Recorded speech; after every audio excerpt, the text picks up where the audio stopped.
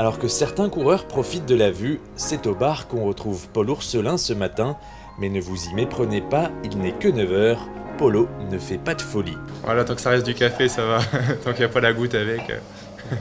Pour les amateurs, pour un bon Normand, ça peut arriver, mais là, non, ça restera du café ce matin.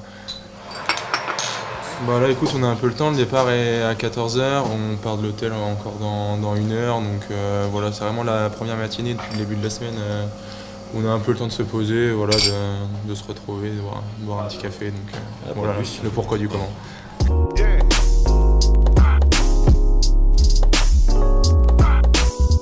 Que ce soit dans l'ombre, recule. Dans le bus qui emmène l'équipe à Bellinzona, Périg et Lilian font le point sur leur bronzage. J'ai toujours rigolé des mecs qui avaient la trace de bronzage dans le dos, et là on a un maillot été qui est fort agréable. Fort agréable à porter. Mais là par contre pour le coup j'assume pas du tout parce que ça fait une espèce de trace. On dirait que j'ai un Marcel naturel. Et le Marcel chez un cycliste ça se porte pas très bien vu comment on est gaulé. Moi j'adore. Ma femme adore aussi.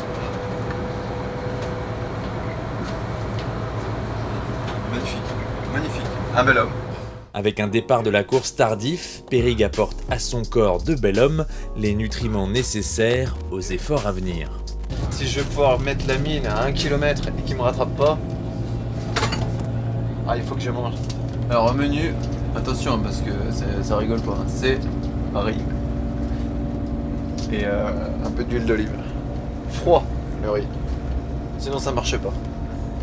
C'est le secret. Tu le fais. D'ailleurs il y a beaucoup d'huile d'olive. Tu le dis pas aux autres, hein, parce que c'est notre secret à nous ça. Le riz froid surtout.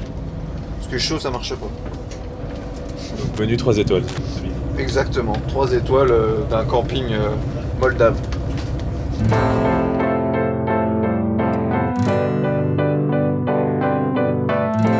À midi, comme beaucoup de Français, les jaunes et noirs regardent les bleus qui entament leur Coupe du Monde.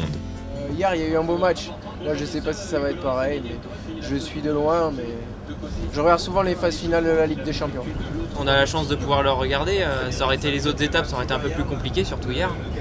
Mais là, avec le long transfert, aujourd'hui, on va pouvoir regarder le match dans le bus si on a la chance de capter à la télé. Donc pour l'instant, j'espère que ça va tenir.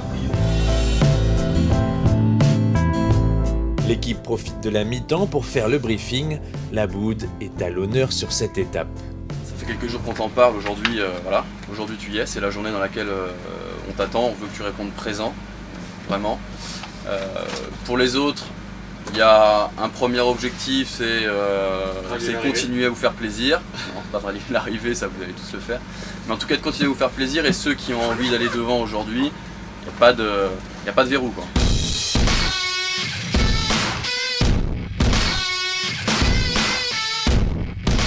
Comme voulait Paul ce matin, il avait des fourmis dans les jambes et il voulait prendre l'échappée et finir tout du moins finir ce Tour de Suisse sur une bonne note. Il lui reste un petit peu de ressources.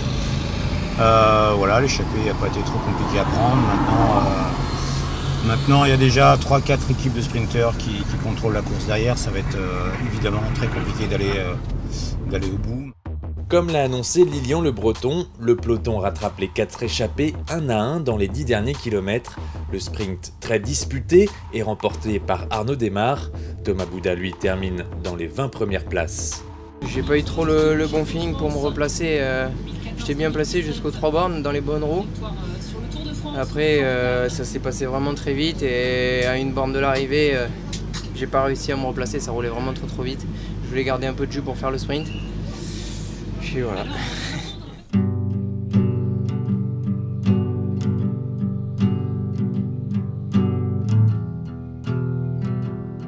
Le Tour de Suisse s'achève demain avec un contre-la-montre individuel de 37 km qui sera déterminant pour fixer le classement général.